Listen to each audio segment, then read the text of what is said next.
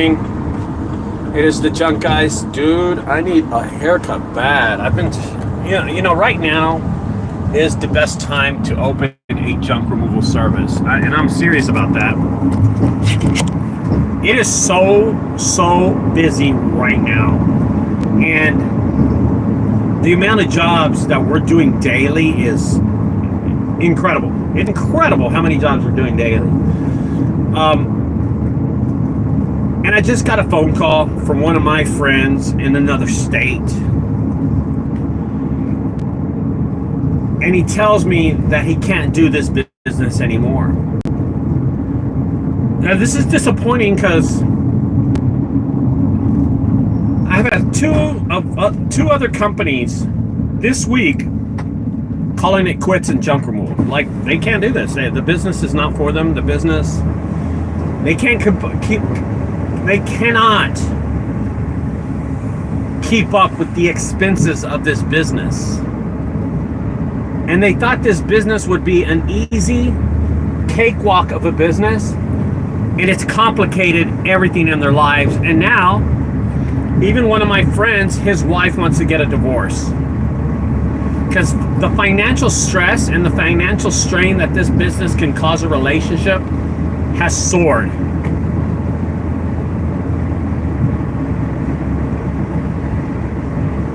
And it has put such an effect on his wife.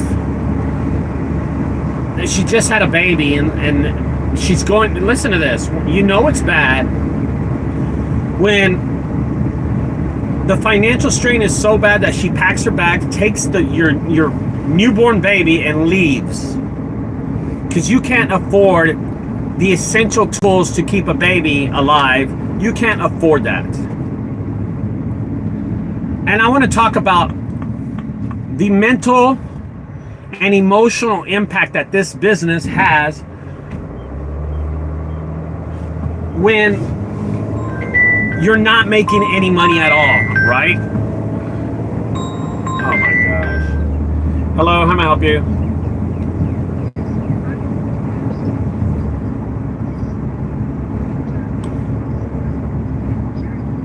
Okay, well, the hot tub's $300, and a gazebo, I'd have to look at it and give you a price for that, man. Okay, so the hot tub is $300. It's a flat rate. It's just a flat rate, okay? And then the gazebo, when I'm going to do the hot tub, I can give you a price on the gazebo when I'm there, and you can tell us, well, just get the hot tub. Never mind, or do them both. You see what I mean? Now, what city are you in? Arlington? Okay. You want to take a picture? Take numerous pictures of it and send it to this phone number. I'll take a look at it and I'll call you back and give you a really good, accurate price. All right, thank you, ma'am. And send it to the same number, okay? The 817707 number, okay? You got it. Thank you, honey. Bye-bye. And, and I'm totally lost here. I'm supposed to go to a job right now. I took the wrong effing turn, bro. I'm gonna run this red light. Let's see if this lady cares.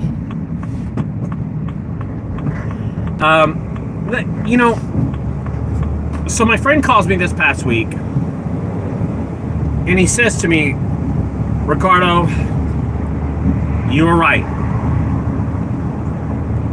I grew the business so fast that I didn't realize the small things of this business. The smallest things in this business he didn't realize, and he overlooked them. Rapid growth is what killed him in this business.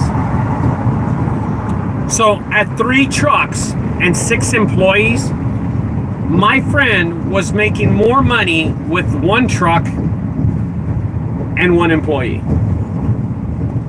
He said by the time he grew, now here's the weird thing about it. He told me this. He did say this to me. He said, I'm trying to get rid of my business. I don't even know how to sell it. And I said, what are you going to sell? A business that's in debt, that you have so much debt in this business that you're trying to get rid of it? And the fact is that this guy used to make money. He made so much money that he was able to buy his trucks. But as every month goes by, He's realizing the wear and tear that those employees are taking on his truck. And then he's going to getting more trucks for more counties to make up the supplemental income to repair his trucks and to pay his employees. Can you imagine that you try to make extra money so you can just pay your employees and so you can pay their income? And this is what happens.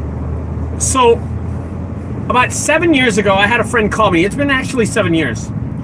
And he said, Ricardo, I've been looking at your videos. I love your videos. I want to expand my business. What do you think I should do? And I asked him at the time, how long you've been doing it? He said, 1 year. I said, you want to expand your business right now? He goes, oh man, I got these accounts. I got these commercial accounts. I got all these, people that want to pay me. We're busy all the time. And I'm like, okay. Yeah, you and everybody else, bro. You and everybody else.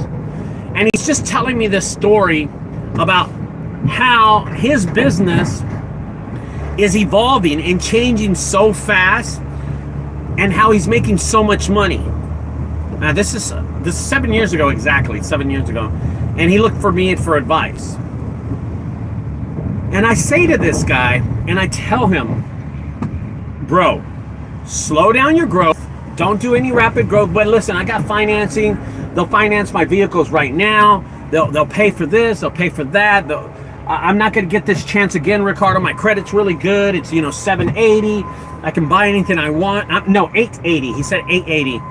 And I was like, okay, I understand that, bro. But right now is not a time to grow your business. You got to establish and see if these net terms and these accounts are going to pay you fairly. I'm going to tell you guys, this guy not only does not listen to me, but he goes off and he buys and finances another truck. He had already financed one truck that his uncle co-signed for him. Now he grew his business in that 1 year that he was able to build his credit and now co-sign, and do all that good stuff. And the problem is that a person like this sees money and thinks that money doesn't have to be repaid, or sees the credit and runs his business with credit. And that's exactly what this gentleman did. In his second year, he had 2 trucks and 3 employees. 2 trucks, 3 employees. 2 trucks, 3 employees. 2 of his employees would go in one truck and he would do all the small jobs. So they would be responsible for all the big jobs and he would do all the small jobs. He expanded his business and he incurred more debt. In year 4, he decided to buy another truck. So now he has 3 employees. Well, he's got to hire 2 more people. So now he's got 4 employees, including himself 5, and 3 trucks. 2 employees per truck, and then him. But how is he going to get that business? He already financed 2 trucks with his credit and 1 truck with his uncle's credit. And then he has to pay for the leads and the ads for the other trucks to get jobs. And instead of organically building his business the whole time, he finances the whole thing. And that's where this guy went wrong. After years of this money revolving in his account and letting credit run his business, and letting Google ads and Facebook ads and Thumbtack and all this other stuff run his business with net 30 terms and net this and net that, it caught up to him. Emotionally, it was a physical strain. Emotionally, it was a strain on his wife and his livelihood. The conversation that I had with him today was not about his successes and his failures in this business. Believe it or not, it was he was looking advice from me to tell him how to sell his business. And this is what I told him. You have nothing to sell of value, brother. All your 3 trucks are financed. You just mentioned to me that one of your trucks broke down. And you have the audacity to sell what? The accounts, those commercial accounts that aren't even paying you net 30 and net 60 terms? What are you going to do, bro?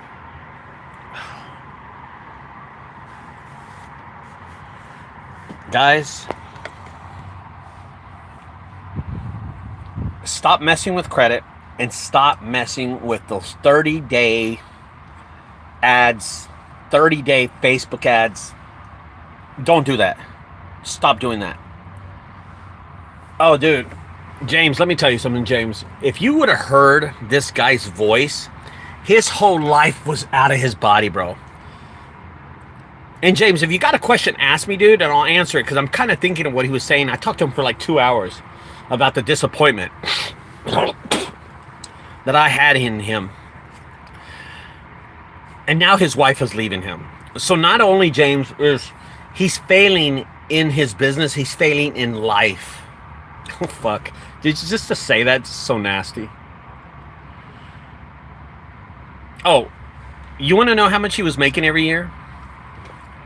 $1.2 million.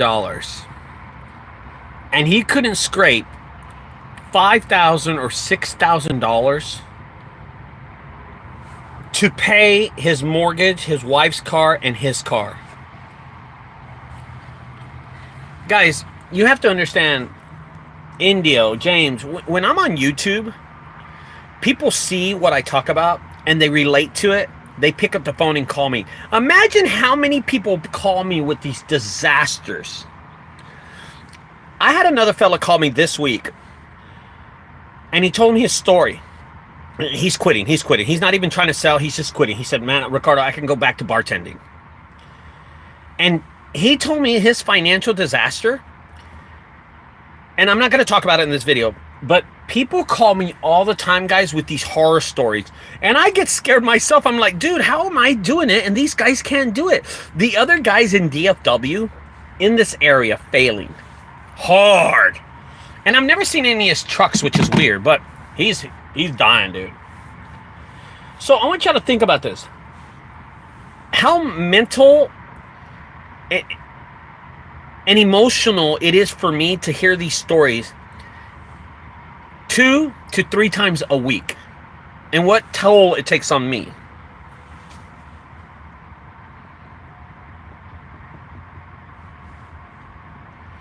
Yeah, it's bad. Oh my gosh, this dude is crazy.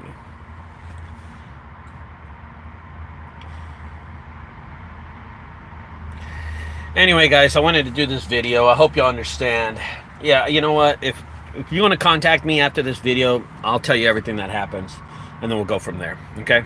Oh, Sin City says, that's what I did before I called you, and when I did everything you said, it made great money and had record-breaking months organically instead of paying a month only to make 20% at the end of the year. Oh, dude, trust me, I know what you're talking about, brother.